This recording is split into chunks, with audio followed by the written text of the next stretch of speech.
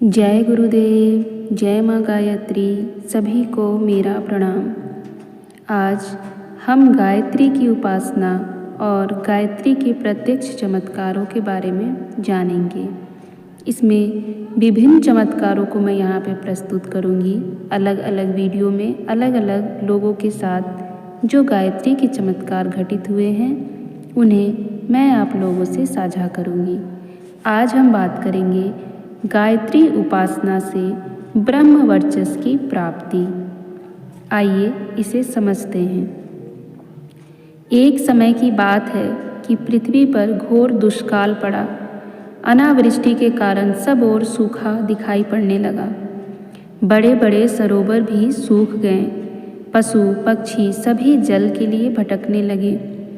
घरों में मनुष्यों की लाशें सड़ने लगी। नीचे से पृथ्वी का रस सूखा और ऊपर से सूर्य का ताप इतना बढ़ा कि अग्नि वर्षा सी होने लगी। यह बात सभी जानते थे कि महर्षि गौतम की तप शक्ति बहुत बढ़ी चढ़ी थी। गौतम गायत्री के उपासक थे। सर्वत्र घोर दुर्भिक्ष होते हुए भी उन्हें उनके आश्रम की भूमि सुरक्षित थी। वहाँ पर जल और अन्न की कोई कमी नहीं थी। इस स्थिति में बहुत से ब्राह्मण एकत्र होकर महर्षि के आश्रम पर पहुँचे और कुशल प्रश्न के अंतर उन्होंने अपना कष्ट कह सुनाया। महर्षि ने उन्हें हर प्रकार सांत्वना दी और उनसे वहीं रहने का अनुरोध किया। तदंतर महर्षि ने भगवती गायत्री से प्रार्थना की, अम्बे, मैं तुम्हें बारंबार नमस्कार करता हूँ। तुम प्राणियों की विपत्तियों को दूर करने में समर्थ हो। इस घोर दुर्भिक्ष के समय में भी प्राणियों की सेवा कर सकूं, ऐसा बल दो। जगत जननी, तुम इस घोर संकट से उद्धार करने वाली हो। माता गायत्री ने कहा, महर्षि, मैं तुम्हें अक्षय पात्र देती हूँ। कल्प वृक्ष के समान यह पात्र तुम्हारी इच्छित वस्तुओं से सदा पूर्ण रहेगा। वही हुआ। अक्षय पात्र के द्वारा अन्न, वस्त्र, आभूषण, धन, निधान सभी के ढेर लग गए। ब्राह्मणों की पत्नियां श्रेष्ठ वस्त्रालंकारों में देवांगनाएं जैसी लगने लगी। महर्षि जब जिस वस्तु की इच्छा करते तभी उस वस्तु को अक्षय पात्र पूर्ण कर देता। उस समय वह आश्रम चारों ओर 100 योजन बढ़ गया था और वहाँ की शोभा इंद्रपुरी से भी बढ़ी चढ़ी हो गई। उस समय गौतम नगरी में यज्ञ आदि श्रेष्ठ कर्म विधिवत होते थे। देवगण भी यज्ञ भाग पाते हुए प्रसन्न थे। गौतम का यश सर्वत्र छा गया। देवराज इंद्र ने भी अपनी सभा में इनकी अत्यंत प्रशंसा की। भगवती गायत्री के अनुग्रह से 12 वर्षों तक परिवारों का भरण पोषण करते रहे। महर्षि गौतम की प्रशंसा सर्वत्र फैल गई। उन्होंने प्राणी मात्र के कल्याण की जो प्रार्थना माता भगवती गायत्री से की थी, उसके फलस्वरूप जल वृष्टि और धन्य धन्यादि की उत्पत्ति होने लगी। सूर्य का ताप अपनी विकरालता छोड़कर पूर्वमान पर आ गया। इससे उत्पन्न हुए उत्कर्ष को कुछ ईर्ष्यालु व्यक्ति सहन न कर सके। उन्होंने माया की एक गौ निर्मित की जिसके देह जीर्ण शीर्ण थी। उनकी प्रेरणा से वह गौ महर्षि के आश्रम के सामने जाकर मर गई। तब उन दुष्टों ने उसकी हत्या का आरोप महर्षि पर लगाने की चेष्टा की। महर्षि के इस कार्य के अत्यंत क्षोभ हुआ। वे नेत्र मूंद कर समाधि में लीन हो गए। तब उन्हें इस चाल का पता लग गया। समाधि भंग होने पर महर्षि ने उन्हें श्राप दिया, मूर्ख हो, तुम अपने कर्म का फल भोगो और वेद आदि कर्म से विमुख हो अधोगति प्राप्त करो।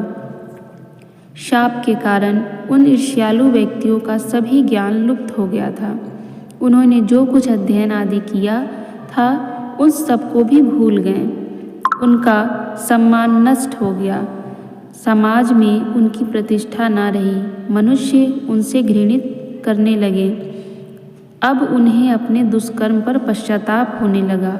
वे उस स्थिति से मुक्त होने का उपाय सोचने लगे। जब कोई युक्ति ना सूझी तब वे झिझकते हुए सिर झुकाए महर्षि के आश्रम में पहुँचे और उनके चरण पकड़कर क्षमा याचना करने लगे।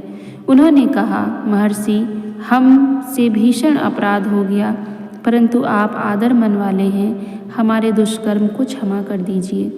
हे ऋषि श्रेष्ठ, हम पर प्रसन्न हो जाइए, हमारे अपराध को भूल जाइए। उनका रुदन सुनकर गौतम का हृदय करुणा से भर उठा। वे बोले, उपासना से तुम्हारा कल्याण संभव है, अतः एकाग्र मन से उन्हीं का जाप करो। उन्हें विदा करने के पश्चात महर्षि ने सोचा कि इन बेचारों का कोई दोष नहीं था, यह सब प्रारब्ध का ही खेल है। भगवती गायत्री इनका कल्याण करे।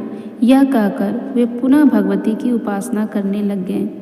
भक्ति विभोर गौतम को पुनः भगवती के दर्शन हुए तथा उन्होंने माता की स्तुति की और निवेदन किया कि हे अम्बे, संसार में पुनः समृद्धि छा गई है, सभी प्राणी आपकी कृपा से सुखी हैं, सर्वत्र संपत्ति और महान ऐश्वर्य ही दृष्टिगोचर हो रहा है। सभी प्राणी अपने घरों को जा चुके हैं। अब आपका यह अक्षय पात मेरे किस काम आवेगा। माता ने गौतम के सिर पर स्नेहपूर्वक हाथ फेरा और बोली, गौतम, मेरी दी हुई भक्ति सदा तुम्हारे पास रहे। गौतम बोले, मातेश्वरी, तुम्हारी यह सिद्धि अब मैं अपने पास रखने का इच्छुक नहीं हूँ। अब लोग अपने व्यक्तिगत स्वार्थों की पूर्ति में इसका उपयोग करना चाहते हैं। इससे मेरी लोक मंगल की साधना में बाधा उत्पन्न होती है। माता ने महर्षि का हृदय भाव समझ लिया और बोली, जैसी तुम्हारी इच्छा होगी वही होगा। ऐसा कहकर मातेश्वरी अंतर्ध्यान हो गई। महर्षि के इच्छा अनुसार अक्षय पात्र की शक्ति समाप्त हो गई। आश्रम में इंद्रपुरी की शोभा विराजमान थी। वह अब नितांत नीरव एवं शांत हो गया। अब महर्षि का मन भी शांत था। वे पुनः भगवती की उपासना में लीन हो गए। आश्रम में आगंतुकों की भीड़ अभी भी लगी रहती थी, पर उनमें सांसारिक कामनाओं से ग्रस्त याचक अधिक होते थे। महर्षि उन्हें सांत्वना तो देते, पुरुषार्थ का प्रायश्चित का मार्ग भी सुझाते, किंतु केवल शारीरिक और भौतिक सुखों के लिए ब्राह्मी शक्ति का अपव्यय उन्होंने बंद कर दिया, जिससे निरर्थक भीड़ छटने लगी। अब जो लोग आया करते थे उनमें आत्म जिज्ञासुओं की संख्या अधिक रहती थी। महर्षि उन्हें तत्व ज्ञान सिखाते, साधनाएं कराते और उन्हें आत्म कल्याण के राजमार्ग पर चलने की रीति नीति समझाते। इस ब्रह्म विद्या के प्रभाव से धीरे धीरे संपूर्ण प्रदेश में स्वयं में दैन्य दारिद्र्य मिटता चला गया और सुख शांति की निर्झरी प्रवाहित हो उठी। भगवती गायत्री की उपासना और उनकी कृपा पाकर देश निहाल हो गया। साथ ही महर्षि गौतम की तप साधना भी सार्थक हो गई।